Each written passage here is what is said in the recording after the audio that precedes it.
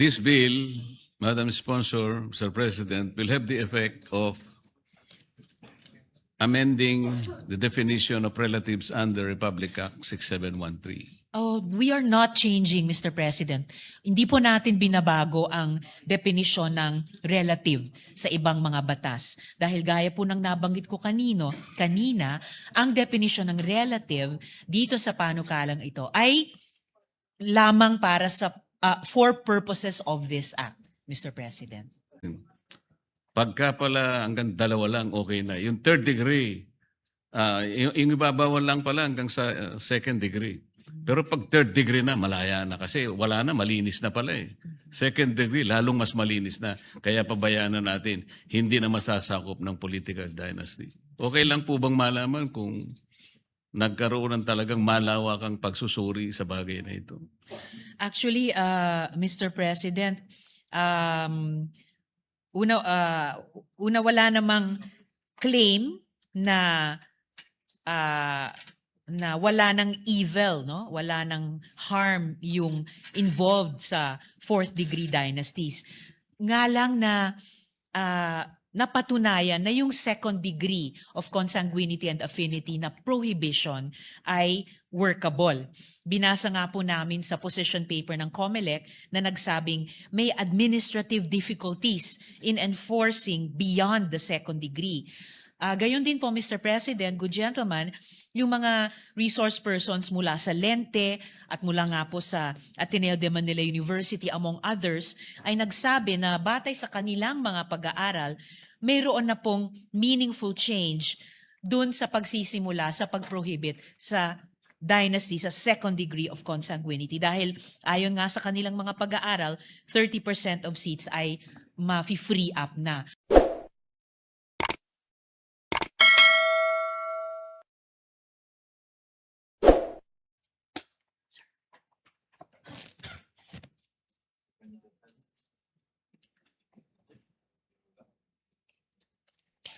Just a few questions, Mr. President.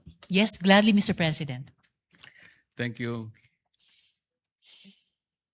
Madam Sponsor, Section 3 of this bill defines relative as referring to a person within second civil degree of consanguinity or affinity, whether legitimate or illegitimate, full or half blood. What is the basis of this definition?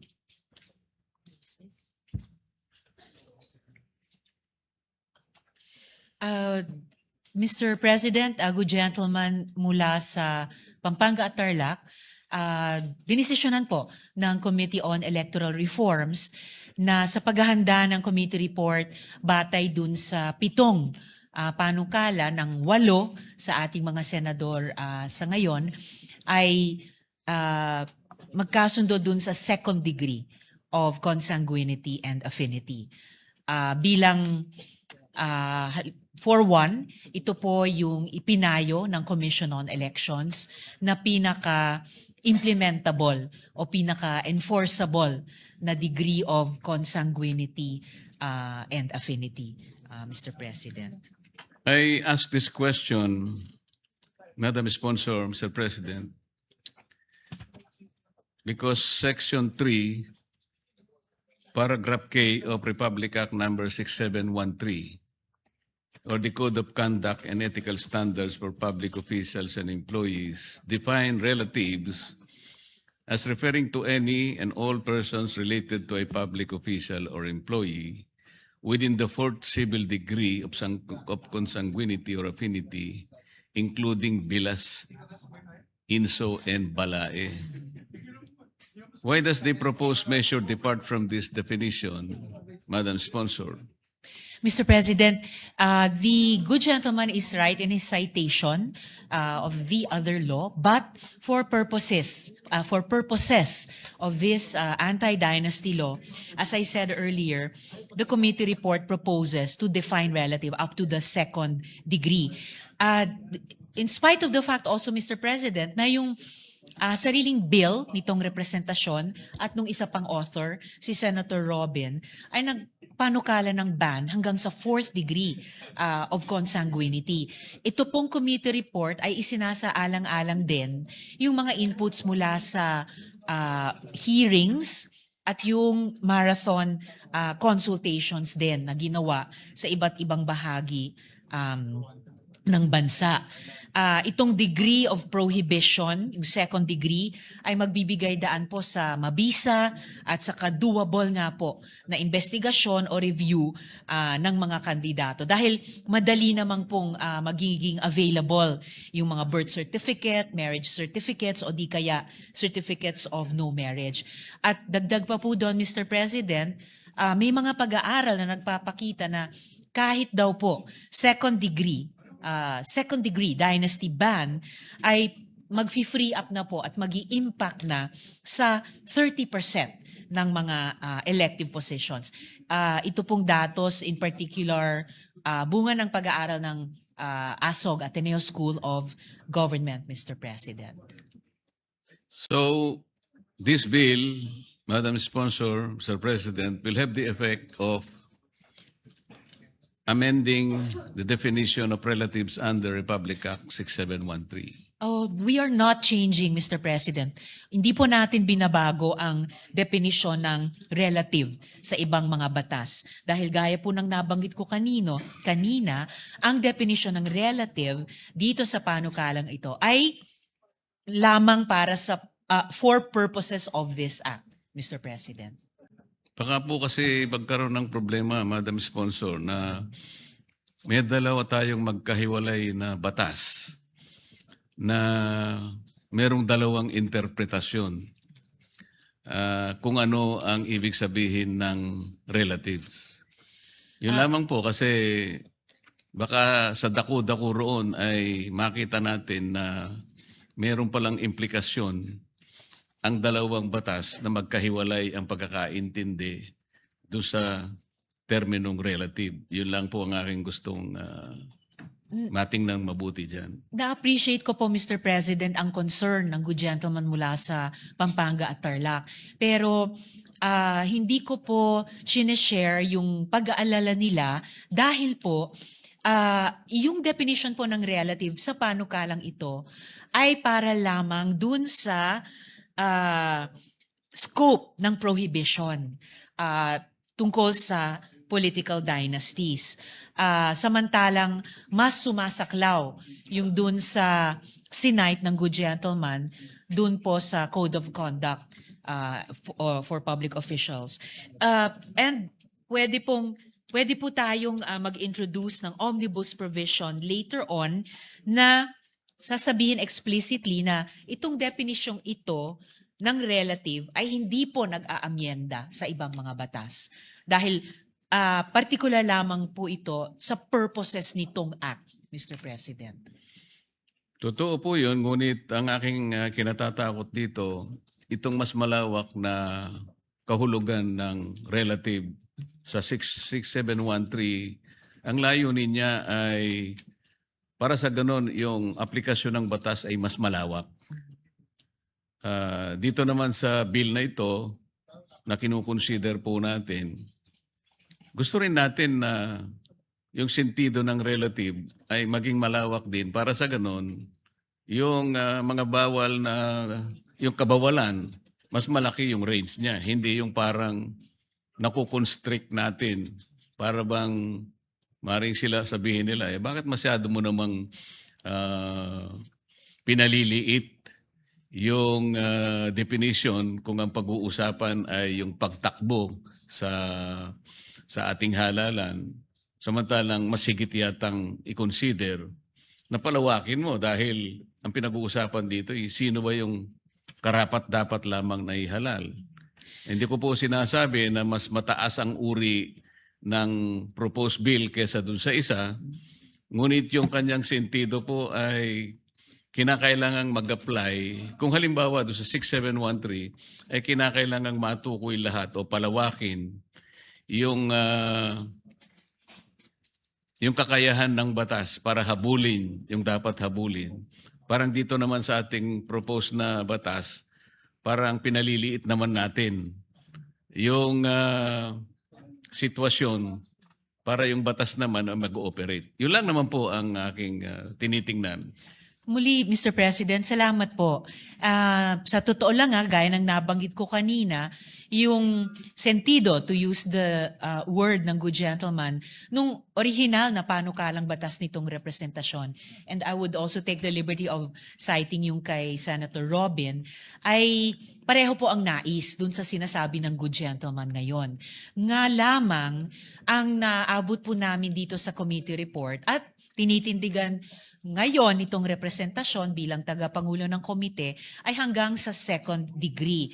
Dahil nga po sinaalang-alang yung mga inputs at feedback dun sa hearings at saka consultations dahil mismo ang COMELEC ay nagsabi na yung second degree ang sabi pa nga po nila, Mr. President, good gentleman, the only enforceable option at magbibigay daan na rin sa effective at doable na investigation or review. At yun na nga po na kahit dito pa lang sa pag-ban ng dynasty to the second degree of consanguinity and affinity ay makaapekto na sa halos 1/3 ng mga elective positions. So kumbaga, hindi siya walang kwenta. May kwenta po siya, Mr. President. So at tingin ko po, tingin po nitong representasyon, pwede pong mag-coexist ng magkatabi yung Code of Conduct at itong panukala na tinatalakay natin ngayon para sabihin na beyond the second degree of consanguinity and affinity, at least for now, kung ito po yung unang batas natin sa anti-political dynasty na maipapasa, na hindi magiging unethical by the sentido nung batas na binanggit ng good gentleman ang pagtakbo o pagsilbi sa public elective positions. Pero for the purposes of this act, ang ipagbabawal po ay hanggang sa second degree po, Mr. President. Meron po bang pag-aaral na ginawa, masusing pag-aanalisa na ang kabawalan lamang ay nahangga sa second civil degree of consanguinity or affinity na napalitaw na kapag ka third degree halimbawa o fourth degree, wala nang masyadong evil na ina-address. Sa makatwid, pagka nasa fourth degree of consanguinity ka na or affinity, napatunayan po na talagang kukunti na lang ang maaaring masama na idudulot ng political dynasty. Nagkaroon po tayo ng masinsinang pag-aanalisa o merong nagawang isang pag-aaral na talagang nakita natin. Pagka pala hanggang dalawa lang, okay na. Yung third degree, yung ibabawal lang pala hanggang sa second degree. Pero pag third degree na, malaya na kasi wala na, malinis na pala eh. Second degree, lalong mas malinis na. Kaya pabayaan na natin, hindi na masasakop ng political dynasty. Okay lang po bang malaman kung nagkaroon ng talagang malawakang pagsusuri sa bagay na ito? Actually, Mr. President, una wala namang claim na wala ng evil, no? Wala ng harm yung involved sa fourth degree dynasties. Nga lang na napatunayan na yung second degree of consanguinity and affinity na prohibition ay workable. Binasa nga po namin sa position paper ng COMELEC na nagsabing may administrative difficulties in enforcing beyond the second degree. Gayon din po, Mr. President, good gentleman, yung mga resource persons mula sa Lente at mula nga po sa Ateneo de Manila University, among others, ay nagsabi na batay sa kanilang mga pag-aaral, mayroon na pong meaningful change dun sa pagsisimula sa pag-prohibit sa dynasty sa second degree of consanguinity. Dahil ayon nga sa kanilang mga pag-aaral, 30% of seats ay ma-free up na. Of course po, yung ibang mga resource persons ay nagsabi ding ideal, perfect sana na anti-political dynasty law kung hanggang talaga sa fourth degree of consanguinity. Lamang, sabi din nga po ng COMELEC, pag lumampas tayo sa second degree, kahit third degree or lalo na fourth degree at this point in time sa unang anti-political dynasty bill na hari nawa maipapasa natin into law na baka ma-overwhelm yung electoral system natin. Doon pa lamang sa pag-check at counter-check ng mga birth certificates, certificates of marriage o senomar, doon sa mga mapaghihinalaan na mag-e-establish ng dynasty relationship. Kung sila ay sabay-sabay o di kaya overlapping na tumakbo o magsilbi sa ating gobyerno, Mr. President. Kaya siguro yung isa pang punto dito sa tanong ng good gentleman, Mr. President, ay nabanggit ko rin dun sa sponsorship speech na ang isang batas na workable kahit hindi siya perpekto o ayon sa ating ideal o perfect version ng isang anti-dynasty bill ay ginagawang posible ang mas thoroughgoing o mas malakas pang batas sa hinaharap, Mr. President. So, Madam Sponsor, talagang kaya lang natin sinet lang sa second degree of consanguinity and affinity para lang maumpisahan natin. Isa po yon, Mr. President, para maumpisahan, pero sa isang hakbang na hindi lang for compliance, hindi isang hakbang na walang kwenta, pero may kwenta naman. Dahil nga po sa mga pag-aaral ng ASOG, ng Lente, na kahit hanggang second degree lang muna ang maisabatas, 30% na, 3 na sa bawat 10 elective positions ay mafi-free up, Mr. President. At wala pong nagpipigil sa mga susunod na kongreso na batay sa karanasan dito sa isang unang batas at mga leksyon natin dito, evaluation sa implementasyon nito, ay mag-file ng mga susunod na panukala na mag-aamyenda at magpapalakas pa po dito, Mr. President.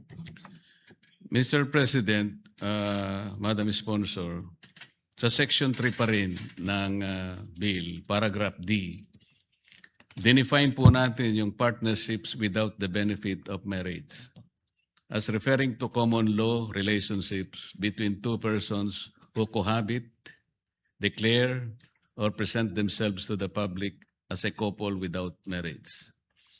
It shall include civil unions, unions without marriage under Articles 147 and 148 of the Family Code, and any other contractual agreements similar to marriages or civil unions. For purposes of this act, parties in a partnership without the benefit of marriage shall be treated as spouses as defined above. Madam Sponsor, what is the rationale of this provision and why was it included in the definitions? The rationale of the prohibition, Mr. President, at kaya't isinama po ito dito sa panukala ay dahil bukod po sa mga couples na mag-asawa, kasal sa simbahan o sa civil man, mayroong long-term, years-long committed partnerships, nagko-cohabit sila, and therefore, yung usapin ng impluensya, bukod pa sa resources na maaring gamitin nilang mag-couple na nagko-cohabit sa isang matagal ng committed partnership, ay maaring mag-operate din bilang isang dynastic relationship. Mr. President. Will the chair interject, no? Yes, Mr. President. You are practically answering a question I posed many years ago in 1995. Because we were tackling already the anti-political dynasty in 1995, and Senator Orly Mercado was sponsoring it. And indeed, it was the second degree of consanguinity, the most practical, and then spouse, the son, daughter, or father, all right? But the question we posed noon, I posed the question is that what happens to the mistress? You know, because you are disenfranchising the wife and the relatives, but the mistress can run. and take over the position, di ba? And so actually the debate stopped there because Senator Gonzales, Neptali Gonzales, who was presiding, interjected when Senator Orly Mercado answered by saying, let's put it in the law. But Senator Gonzales said, you cannot legalize the illegal. And that was where we stopped. It has never been taken up until now. So perhaps this is your answer to that particular problem, no? Perhaps, Mr. You are President. incorporating the common law wife. Yes, exactly, Okay. Mr. Well, President. perhaps I can take off from this tomorrow after during my interpellation. Anyway, go ahead. Salamat, Mr. You President. may If I may proceed. So add, I am just Mr. giving the President. background on that Opo. particular reason. Opo, maraming salamat po, Mr. President. And if I may, good gentleman, dagdag lang po dun sa paalala ni Mr. President. The bill really treats these partnerships as spouses to prevent the use of common law relationships as a loophole to circumvent the provision. Kung hindi po, yung mga nasa de facto relationships, pwede po nilang lusutan yung prohibition kahit na yung mga panganib ay nandoon and nandoon in the same way as for married couple. So, hindi po natin nililegalize iyon kasi wala naman sa panukalang ito ay nagli-legalize doon. Sinasabi lang po natin na nahuhulog din po siya sa scope ng prohibition, Mr. President. Good gentleman. Mr. President, tama po yung inyong paghahalimbawa kanina. Paano po kung tatlo yung mistresses? Sana po dito sa chamber natin, Mr. President, wala naman pong ganun. Alam ko wala naman po yata. Hindi Dahil nga lahat po, po sila hindi po mapupunta. nalilegalize, pero parang nai-encourage. Kasi po, Mr. President, paano po, sino po, sinabi natin, cohabitation is one of them. Sino pong magdidetermine na merong cohabitation? Yung kapitbahay? Yung barangay kapitan? Kasi kahit na po sino, Mr. President, ikaw nagko-cohabit kayo. So, hindi sa ngayon, masasama siya sa prohibition, hindi ba? Pwede niyang sabihin ngayon para lang hindi makalaban sa barangay, halimbawa. Tama po kayo, Mr. Sino po President. ang magdidetermine Yes po. nung factual situation ng cohabitation? Yung korte po ba? Yung administrative agency? O yung mga partido, Mr. President, sa pamamagitan ng affidavit? Baka yung magnunotary mawalan po ng lisensya kapag yung po ininotaryo niya. Basically, Mr. President, ang COMELEC po ang empowered sa panukala na mag-determine nito. Any evidence allowed by the rules of evidence of COMELEC in administrative cases may be used. Yung standard of proof ay dapat substantial evidence in accordance sa iba pang administrative proceedings before the COMELEC. Nakalagay po ba Mr. sa panukalang batas sa cohabitation, Mr. President, 6 months, 1 year, 5 years, para lang masabi na cohabitation? Nakalagay po ba yun? Wala pong nakalagay na period of cohabitation, Mr. President, para i-establish Baka yung maging arbitrary cohabitation po na kung yun. wala. Dapat siguro, at least meron man lang period. Yes, Mr. President, at the proper time, bukas po itong representasyon sa proposed amendment kaugnay niyan. Meron pong nakalagay rito sa bill na presenting to the public na sila nga po. Na sila na nga, hindi po ba? Mr. President, what constitutes presenting to the public? Nagpo-post sila sa social media? O kaya pareho yung address nila? O merong testigo na magsasabi na they're presenting themselves to the public na sila po ay silang dalawa. Mahalaga po, Mr. President, yung sinabi ng good gentleman na yung fact na pareho po ang kanilang address. So, ibig sabihin, cohabiting nga. And presenting to the public, nagpapakilala po sila at nagpapakita po sila bilang isang couple. At meron po silang yung long-standing na or years-long committed partnership. So lahat po nito ay mga katangian o mga tanda bilang presenting as a couple.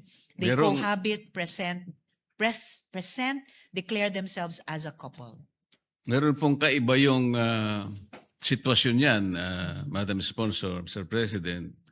Paano kung sinabi naman ng isa, bakit kinakalat mong tayo? Eh, hindi naman naging tayo Eh, sino po, sino po ngayon ang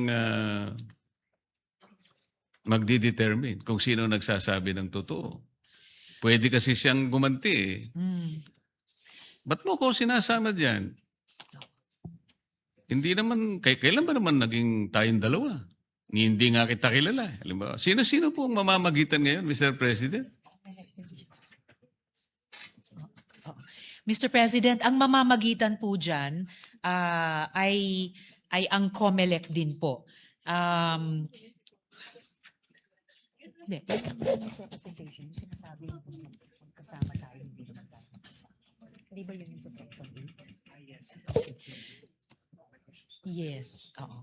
Yes. And Mr. President, ang magiging gabay po sa paglinaw niyan ay nasa section 8 na other grounds for cancellation of certificate of candidacy or nomination. Halimbawa, yung letter A, malicious or frivolous filings to trigger the anti-political dynasty prohibitions contained in this act. So, pinagbabawal din po yung ganyang mga pagsisinungaling tungkol sa sino mang nagpa-file ng certificate of candidacy, Mr. President. Kaya po kasi ako nagbibilabor dito sa isyong ito, Mr. President, Madam Sponsor. Talaga pong kanina, ipinahayag ko naman medyo may pangamba po ako doon sa definition nga ng partnerships. Kasi po, doon sa Section 3, Paragraph D, nakasulat naman yung parties in a partnership without the benefit of marriage shall be treated as spouses. So, Mr. President, by treating the parties to such partnerships as spouses, it gives the impression or a semblance of legality by including them in the definition. Yun po yung medyo problematic para sa akin.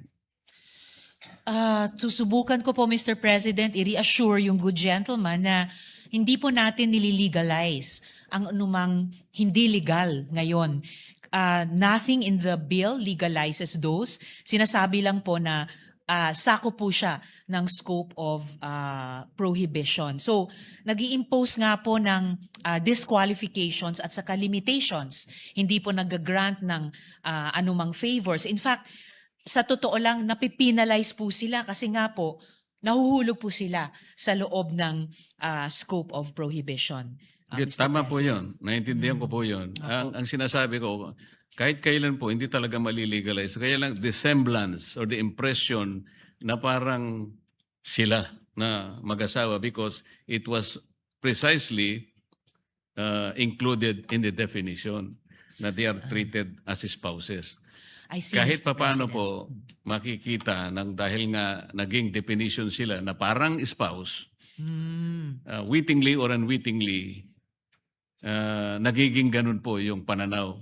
Pati yung mga bata, maring masabi nila, mga bata pa lang, mag-asawa pala yan. Trato pa lang, mag-asawa pala yan. Yan, nag-aaway siguro dahil sa politika, pero sa mata natin, dahil nakadefine sa batas, parang mag-asawa sila. I understand, Mr. President, yung concern ng good gentleman.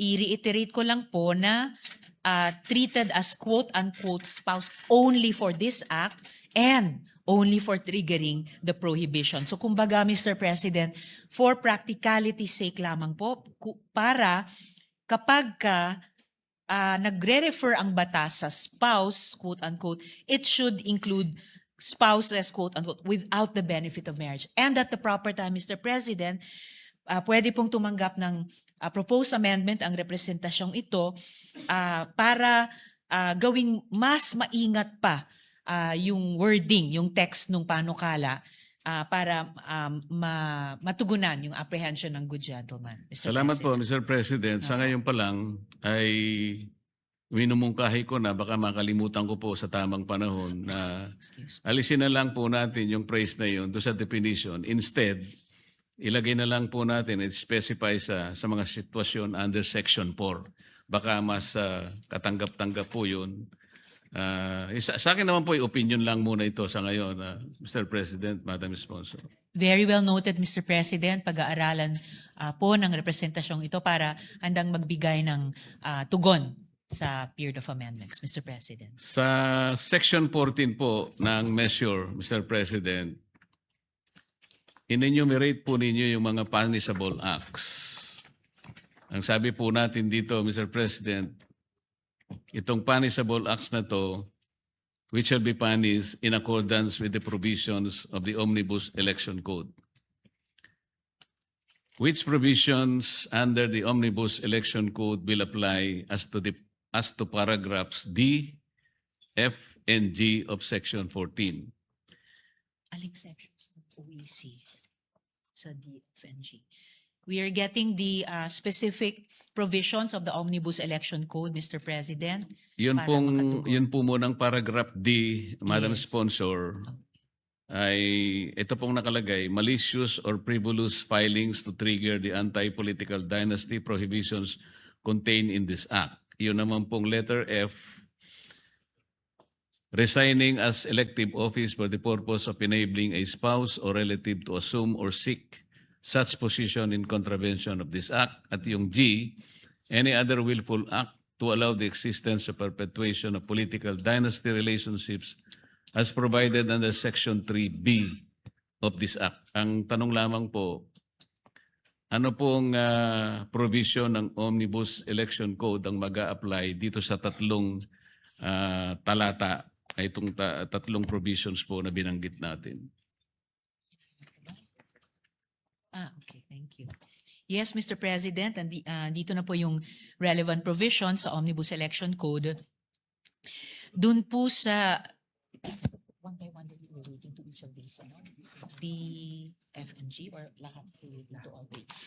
Ang meron pong tatlong provision sa Omnibus Election Code na nagre-relate dito sa letters D, F, and G sa Section 14 ng Panukala, Mr. President.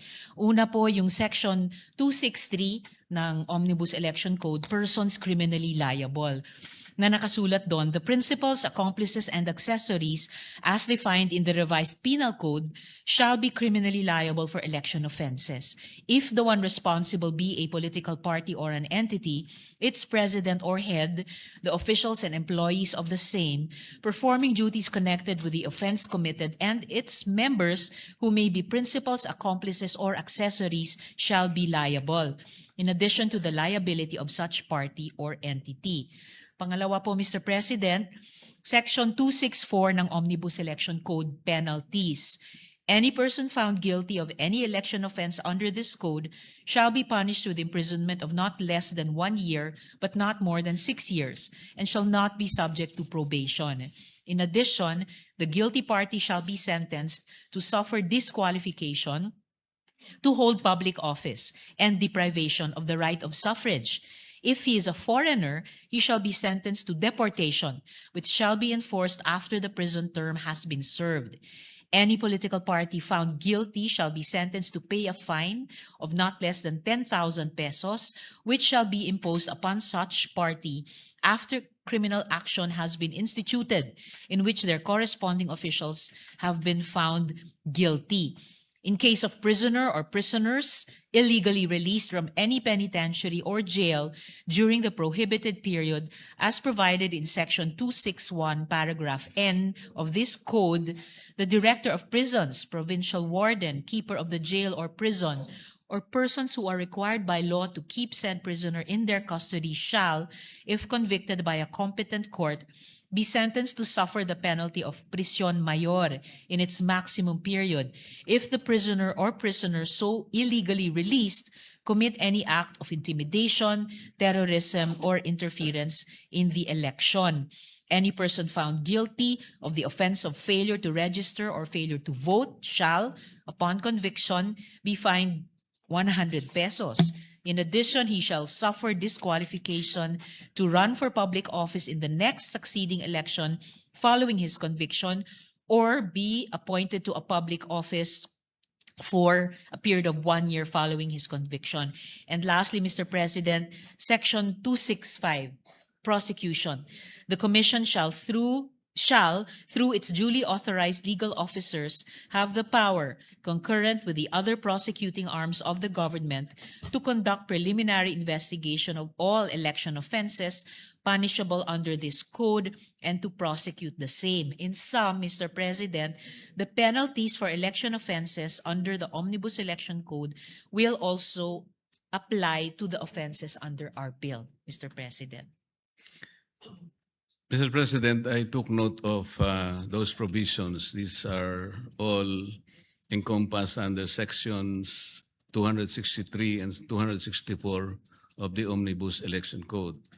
But I also note, Mr. President, that these offenses only apply as defined under the Election Code. To my mind, Mr. President, the Election Code does not yet cover the prohibition on political dynasty relationships. That's the problem there.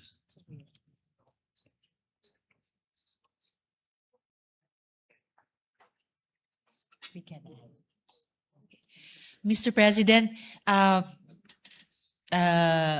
ina-aver po nitong representasyong ito na we can add to election offenses. At ito nga po yung isang layunin ng panukalang ito. Gusto ko pong makita yan sa mga susunod nating pag-uusap tungkol dito by way of, let's say, amendments para lang po maging malinaw na talagang itong mga sinasabi nating prohibited acts, swak na talagang merong katapat na parusa na hindi sila makakaiwas.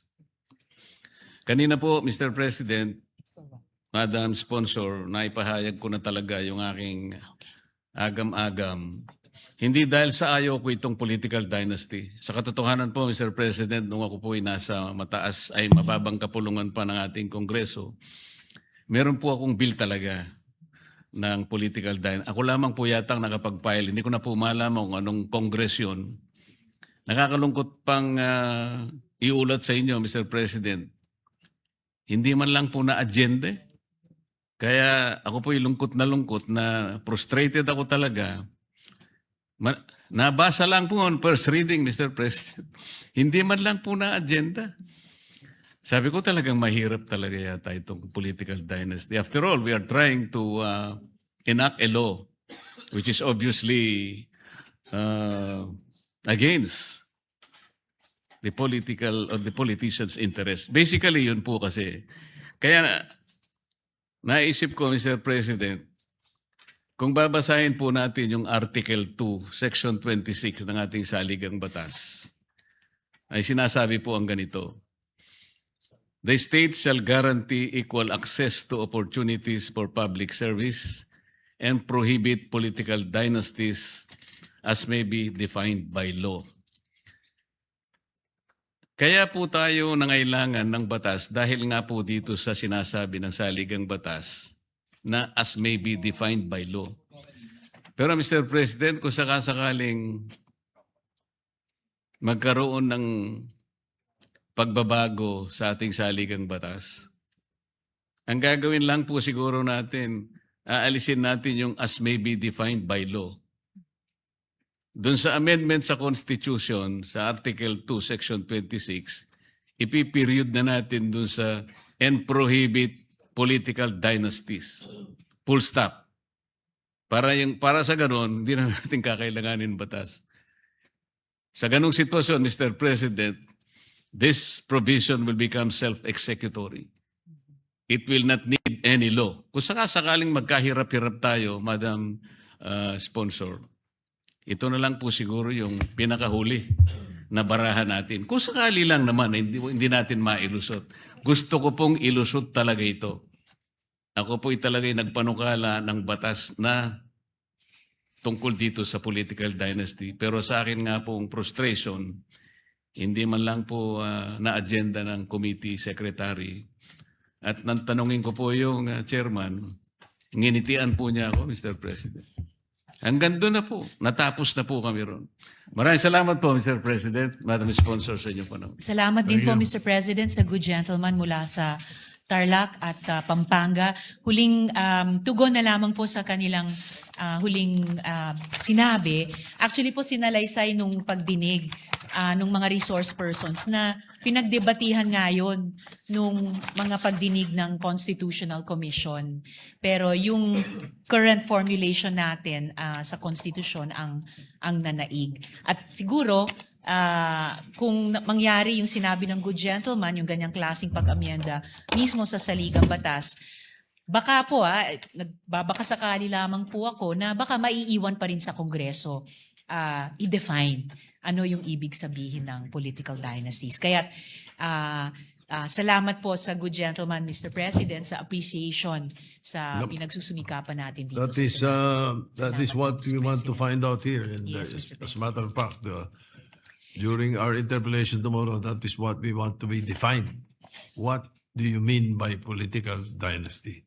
Yun ang pinakamahalaga. Anyway, thank you, the Deputy Majority Leader. Yes, Mr. President.